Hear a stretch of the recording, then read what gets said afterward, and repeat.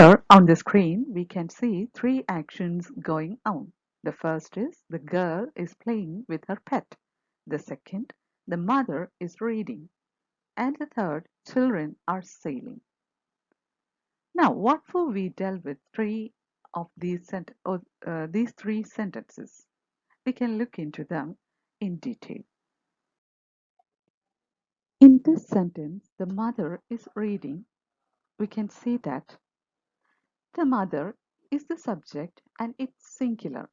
Dear friends, if any one of you is not aware of identifying subjects, verbs, and complements from a sentence, you may find it difficult to learn English grammar, and at the same time, you will feel it very difficult to be fluent in English. To the point back, and our point here was the mother is reading. In this sentence, the mother is the subject and it's singular. And we can see that is reading is the verb, and when we dissect that is reading, we can see once again the format is plus ing form of the verb. Okay, just keep that in mind. There will be a subject, and according to this sentence, there will be an auxiliary is and the ing form of the verb.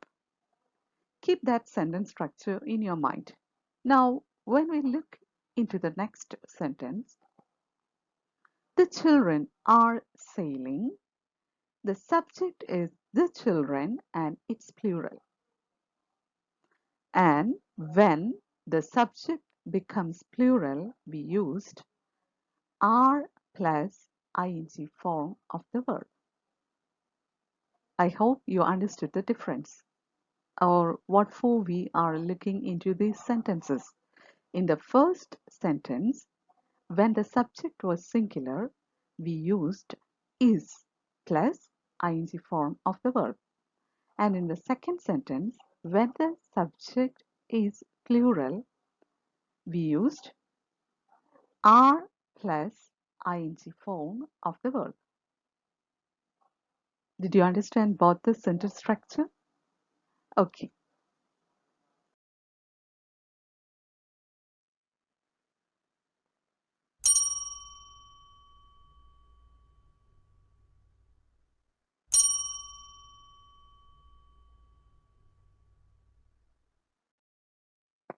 Now imagine the girl that we saw in the beginning of this video speaks like this.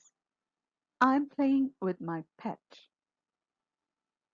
Then we can say that in this sentence, I is the subject and it's singular in number. When I becomes the subject of a sentence, even if it is singular, we have to use am plus ing form of the verb.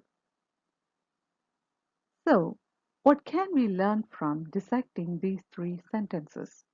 We can learn that in these kinds of constructions, the format is like this: subject plus is or am or are according to the number.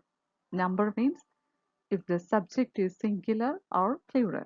According to the number, we can select any of these auxiliaries is or am or are plus ing form of the verb. If we construct a sentence in this pattern, then it will become present continuous tense. Did you understand? Is it okay, my dear friends? Now we can look into another aspect of these three sentences. The girl is playing with her pet. The mother is reading. Children are sailing.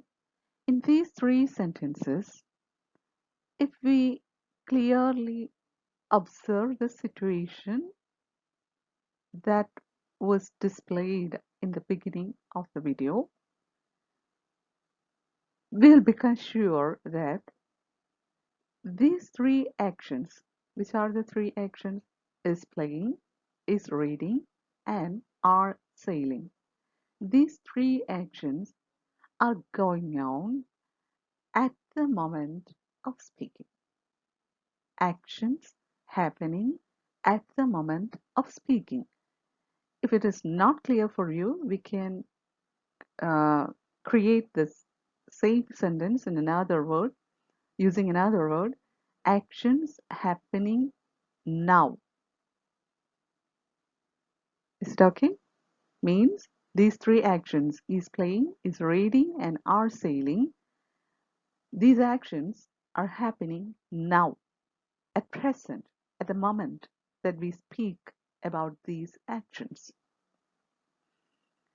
In that case, we are using present continuous tense. Means if we want to speak about an action that is going on at the moment of speaking, or that is going on, that is continuing now, we can use only present continuous tense. And we learned how to create a sentence in present continuous tense a little before. Hope you understood.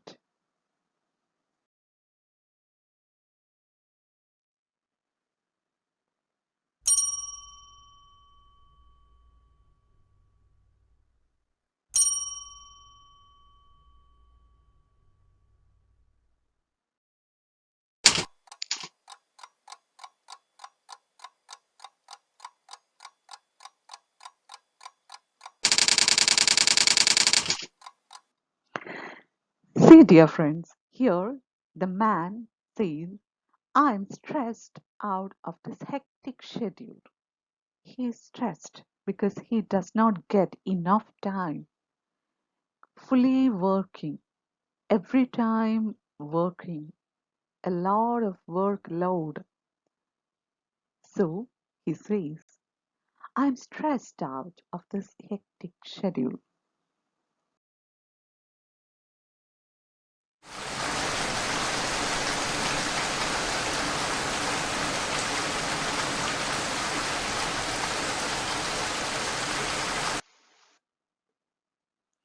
So the man says, I'm going to my village to ease me up, to relax me, because I'm so tired of the work.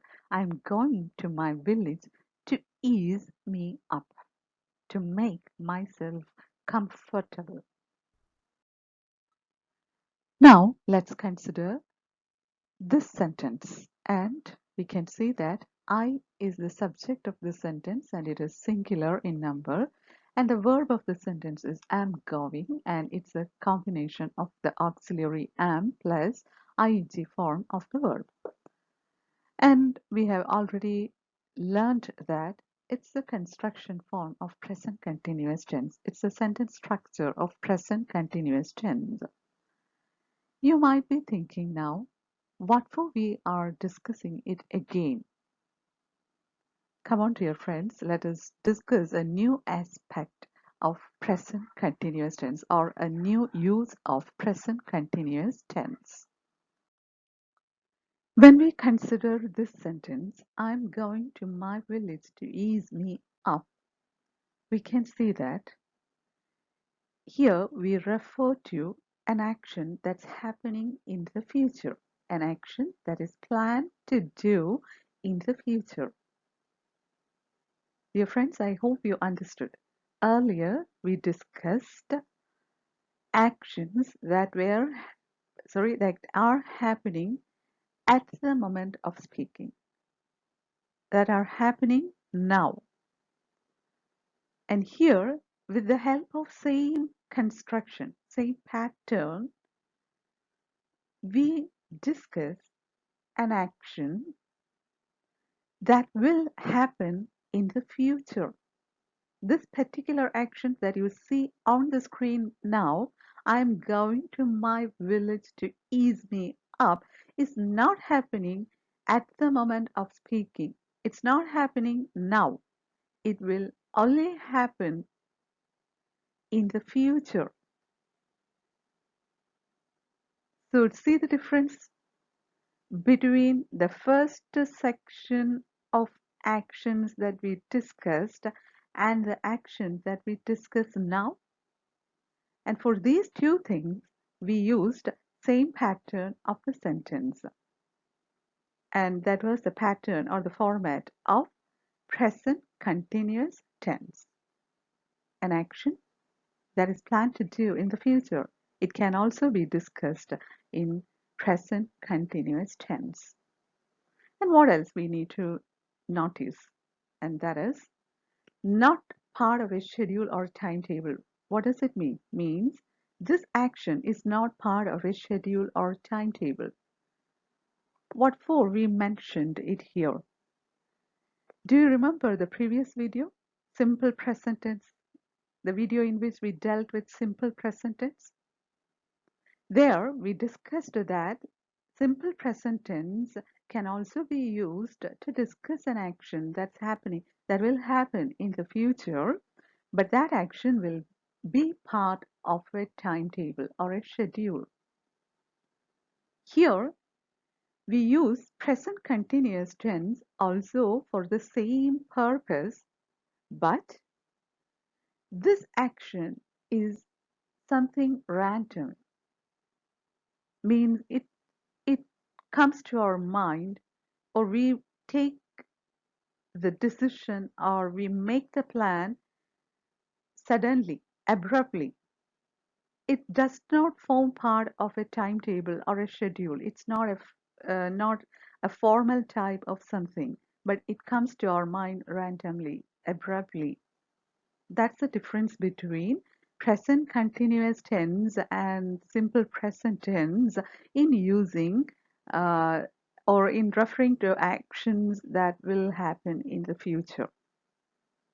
Dear friends, if any one of you haven't watched the previous video regarding or in which we discussed simple present tense, and if you are not much sure about the use of simple present tense, I would like to tell you, please visit the channel and watch that video. It will definitely be helpful for you, and I can give the link in the description box down below.